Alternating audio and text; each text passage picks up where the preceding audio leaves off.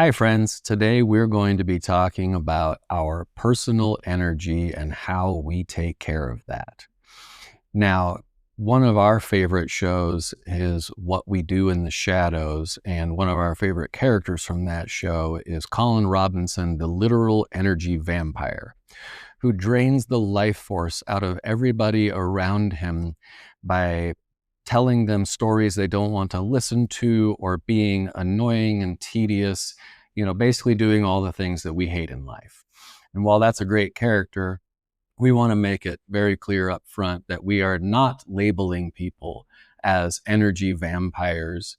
We are all guilty of draining others of energy or accepting energy from others, as well as giving, and it fluctuates all the time. So we will be talking about how to navigate these things, how to be aware of them, and how to do a better job managing our own personal energy. So, welcome to At the Helm. I'm Carolyn, and this is my husband, Jesse. Today, as we talk about energy, we want to think about energy in a few different ways. So, energetic exchanges can be giving, receiving, as well as the exchange of energy, which sometimes we call co-regulation. And so, recognizing that we can have different types of energy even within that. We can have a physical level of energy, right? So if you get enough sleep, are you getting enough nutrition? Are you taking care of your physical body? Sometimes, doing practices like yoga or exercising, those kinds of things, both, kind of take energy from us, but also sort of refill that energy in a way. And so that's kind of an interesting piece of energy to recognize is that there's the physical level of energy. There's also the nervous system level of energy. And that's something that I think a lot of people are becoming a lot more aware of, but something that we don't really pay that much attention to is that our nervous system is also recognizing energy and putting out energy. So if you are hyper vigilant or kind of always on guard, your nervous system is kind of lit up and constantly paying attention to different things. We are always like regulating our own emotions. We might even be co-regulating with a partner or with a child. In my case, with my therapy clients, a big part of therapy and what we do in therapy is that kind of exchange of energy, that they are sharing something that's really difficult, whether something that made them really angry or upset, and that I can receive that and that we can kind of co-regulate together. Even a nice long hug with your partner is an example of co-regulation, or with your kids. And as a teacher, that is another experience as well. And so we're constantly co-regulating, we're regulating our own emotions. Our nervous systems are always paying attention to things. Never mind if you're neurodivergent, your nervous systems are doing that even more so. And just day-to-day stress, is part of all of our energy levels as well. And so those are the kind of scientific perspective, the very grounded perspective of what things affect our energy on a daily basis.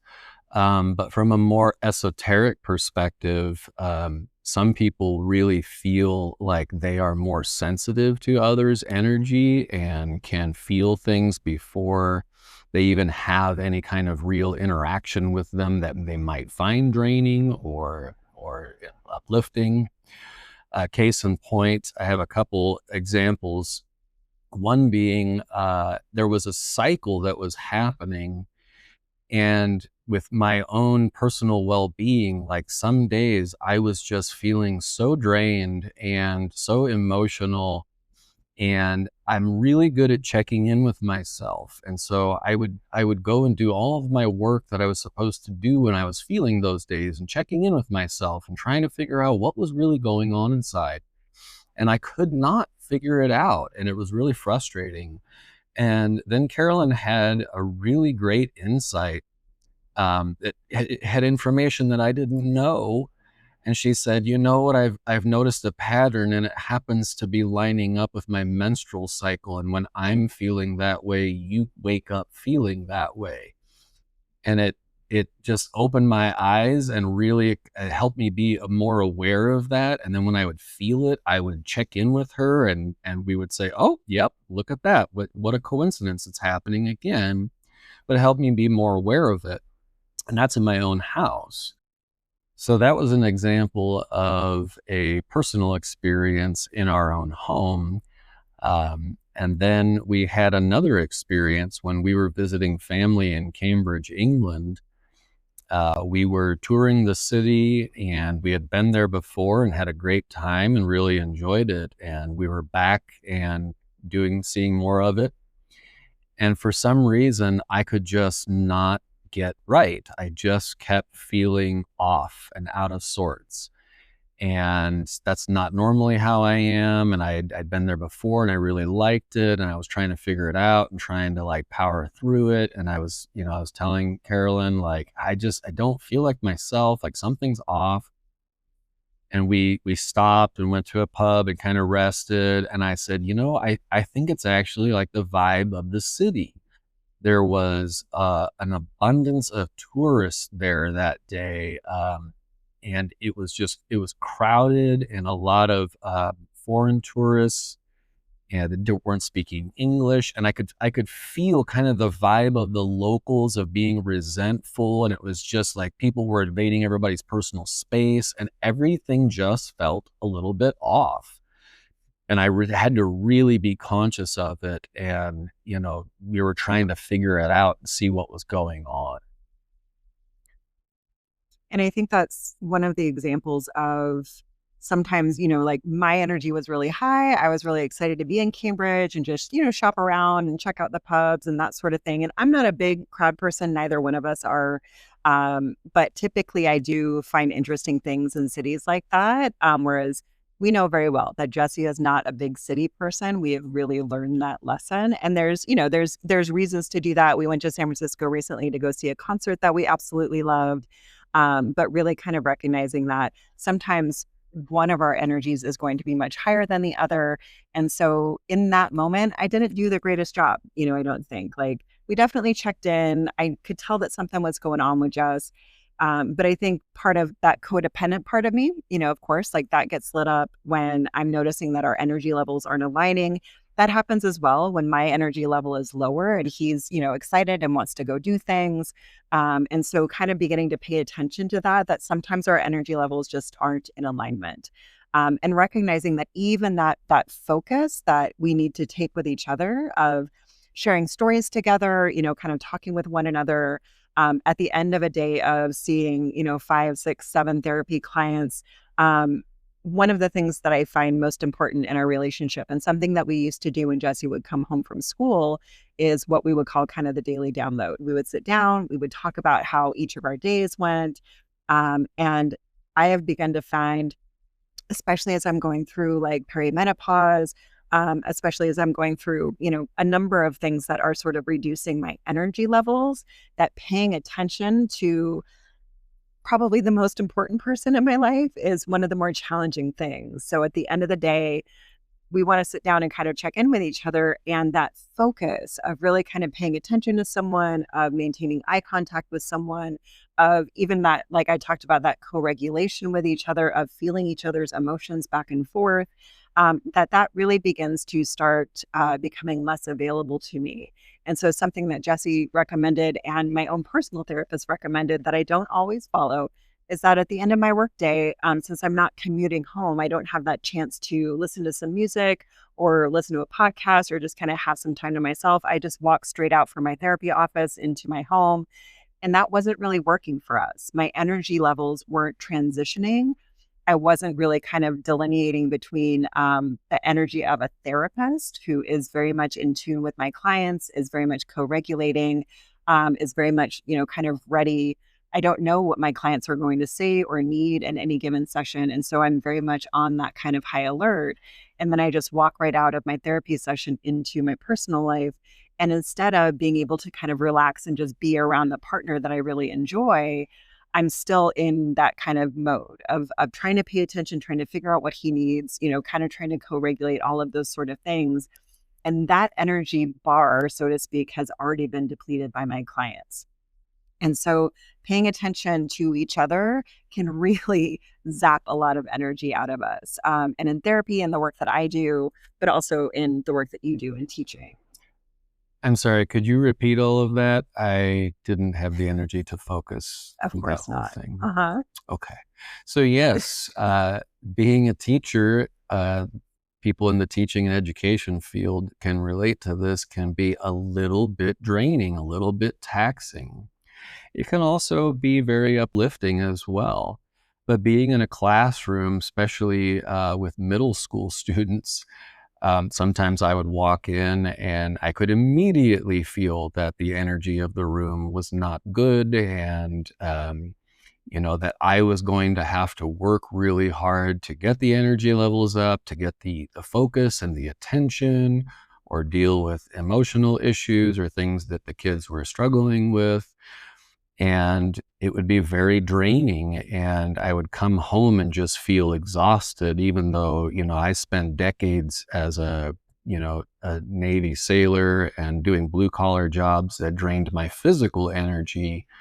I would often joke that I would want to go back to the flight deck of an aircraft carrier to get a break and work 12 hours a day, because that seemed like a vacation compared to teaching a room of 30 middle schoolers at a time. So, Mhm. and I was very glad to do it, and I got a lot back from them, but it was something I had to be very conscious of as I navigated that maelstrom of teenage energy. What would you have to do on like a day? So if you walk into the classroom and the vibe of the class just isn't what it normally is, let's say the kids are pretty low energy, or you can tell that people are like kind of emotionally struggling. What would you notice about yourself as you sort of walked into that environment that might lead to you kind of feeling drained at the end of the day? If it was low energy, then I would immediately shift into energy giving mode, like I would like, okay, I'm going to start the day off as Robin Williams minus the cocaine. And then I would just start performing and trying to get anything out of them and trying to give them energy and get them laughing or get them moving and lift them up. And then, if it was I could feel there was a heavy air to the energy, or there was something, then we would do check-ins, and we would see how things were going, and we would try and talk it out and explore the feelings and try and overcome that. Um, yeah, we did a lot of different things. Sometimes we would do meditations, or we would do breath work, and people would think I was kind of crazy trying to do breath work or meditations with 30 middle schoolers. And it wasn't always easy, but oftentimes they would do a really good job with it, and they would report back how much better they felt, how much of an effect it had on them. Yeah. And so for teachers out there really is a ton of research that shows that doing short meditations, I think that's where I went wrong when I used to work with kids a lot. I would try to get through 10, 15-minute long meditations. And I'm sure many of you out there are chuckling to yourself that, I should have figured that out. But short meditations, 1 or 2 minutes, can really make a huge impact. That goes for teachers, that goes for parents, that doing that kind of process with our kids or with our partners can actually be really impactful. Sometimes Jesse and I will take what we call meditation naps, where we'll just go lay down, put a meditation on. If you make it to the end, great. If you've fallen asleep, and that says, that your nervous system has relaxed. I remember once going and having a massage with a massage therapist I particularly liked. And I kept sort of, kind of drifting off during the massage. And I apologized to her afterwards because I'm codependent. And she said to me, "That's great. That's a great sign that your nervous system was relaxed, that you were feeling relaxed." And so looking for those moments, I used to have a good friend who every time they came over, they would, sit down on the couch to watch TV and they would fall asleep. And there was a part of me that felt frustrated by it, but there was also a part of me that really felt relieved that this was a place where they felt comfortable enough, that their nervous system slowed down enough that they could get that rest. And so recognizing that that nervous system is kind of always functioning, it's always looking for danger. And again, especially if we're dealing with ADHD, autism, OCD, those nervous systems are taking in a lot more information and trying to make sense of all of that. Um, Even thinking about, a common trait with autism is sort of like a sensory feeling, like certain senses, certain clothing or tags on clothing, that sort of thing. imagine that your brain is taking the energy to pay attention to that, whereas maybe a more kind of neurotypical brain isn't. So, cutting yourself some slack and recognizing that our nervous systems are always spending energy and they're also always borrowing from each other. So, again, when I walk out of my therapy office, if I've had a particularly difficult day, I, go and give my husband a hug or we sit down together, my nervous system starts kind of borrowing and pulling on his. Just like when he was in the classroom and he would walk in and his nervous system would reach out to, 25, 30 plus kids and try to pay attention to that. And I think that we forget that most of us do a job where we are interacting with people, whether it's therapy, teaching, healthcare workers, car salesmen, right? Like people are coming into and out of our lives all the time. And our nervous systems, our energy levels, however you want to think about it, are trying to align with one another. And so, that may happen by becoming Robin Williams and trying to lift the energy of the classroom. That may happen by trying to kind of project a very calm, like we hear a lot from people that when our partners are absolutely frazzled and having a really difficult time, that's when I'm the calmest, right? So that is your nervous system trying to co-regulate and pull them back to a more reasonable energy level. And so just recognizing that that's a really common thing that happens, and then it's happening even without us knowing it. It happens with our animals, it happens with our partners, our kids, customers, any kind of, people that we exchange FaceTime with, really. So it's incredibly important to become aware of the energy and what energy you have and what other energies are affecting you. I feel like I've been somewhat blind to this other sense that is always going on, and trying to navigate based on not having that information made it so much more difficult. I couldn't see anything. I couldn't logic my way out of it. I couldn't think out of it. And being aware of it has allowed me to be so much better at navigating it. Being aware of, I'll even feel, oh, we're going to go do this thing, or we're going to hang out with these people, and I'll feel something inside. And I think like, for some reason, I don't feel like doing that. There's something inside of me that's saying, that doesn't sound good. Then I have to be aware and say, oh, that person, I love that person, but they're having a really hard time right now and they need a lot. And maybe I don't have that to give at this time. So I have to set a boundary for myself. We can't always do that. We are required to participate in life all the time. I like to teach improv comedy with my students because I think it's one of the greatest life skills, because that's what we're all doing all the time. We're all improvising through life, and sometimes we're performing more than others and kind of playing a character and presenting ourselves as something, which can be very exhausting if we're performing a character all the time and not being authentic. But we have to, like Carolyn said, recognize we're assessing all the time. How are these people feeling? What are they saying? What are their facial expressions? What do I need to do to take care of them, to be with them, to have a good time with them? And it can be exhausting. And so we try and control the things that are in our power to control, our locus of control, but we can't just stop going to work because the people there might be a little bit draining, right? Or the things that we have to do, the TPS reports and the everything in triplicate and the emails, the reply to all that should not reply to all.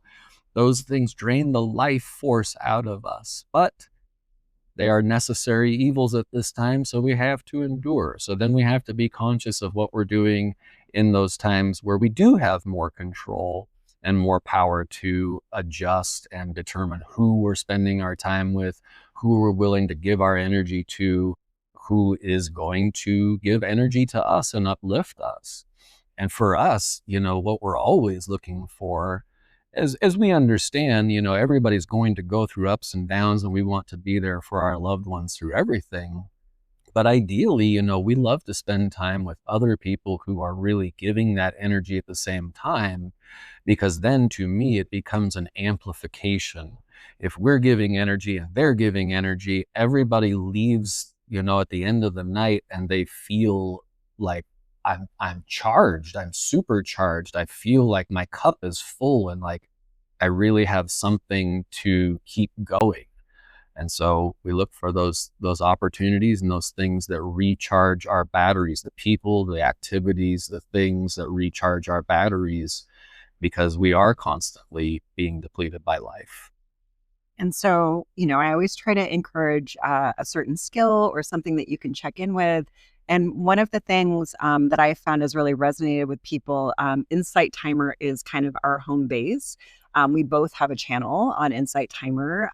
And one of the things that I find is really resonating with people right now is the question of trying to avoid the question of like, what the heck is wrong with me, right? Like, I've got this social plan that I thought I really wanted to attend, but then, as Jesse said, it kind of rolls around and there's a part of us that just feels like, ugh, I'm not sure that I can do this. So instead of saying like what the heck is wrong with me, trying to check in instead with what is my nervous system telling me? Is it telling me that I don't have enough energy? Is it telling me that I'm a little bit worried that maybe this social interaction is going to take more energy than it's going to give? What is my nervous system trying to tell me? And like I said, I think what really has been helpful for us is doing those practices that help to settle our nervous system, things like meditation, gentle exercise, any of those kinds of things, but just allowing ourselves to tune into curiosity versus judgment. Curiosity is one of the 8 C's of IFS, and it's one of those things that can help us get connected again with self versus some of those protector parts. So starting with curiosity. What's my nervous system trying to tell me? And I want to give a special shout out to Jesse. He's got a great channel on Insight Timer and has meditations designed for both adults and for kids. Morning and evening meditations to help check in with yourself, to help, kind of settle that nervous system energy and get you either prepared for the day or to kind of close out the day. So those are really lovely practices that you might want to check out. And check out Carolyn's channel as well if you're seeing this from my channel. So to wrap up, let's focus on being very curious, being aware, being present, and checking in and feeling what's going on and paying attention to that and not ignoring it. We live in the most distracted time in human history, and we don't pay attention to our own selves, our bodies, what they're telling us, our psyche. Pay attention, be curious, try not to be annoyed, try not to fight it, just trying to figure out what is going on, and then take the appropriate actions as you can to deal with those conditions and deal with what's actually going on inside of you, and protect your energy and conserve it and make sure that you're not depleting yourself too much. So as we say in the Navy, fair winds and following seas. But that is often the easiest time to captain your own ship. So no matter what the weather, we hope that you approach your life with self-compassion and curiosity and a steady hand at the helm. Take care, and thanks so much for listening.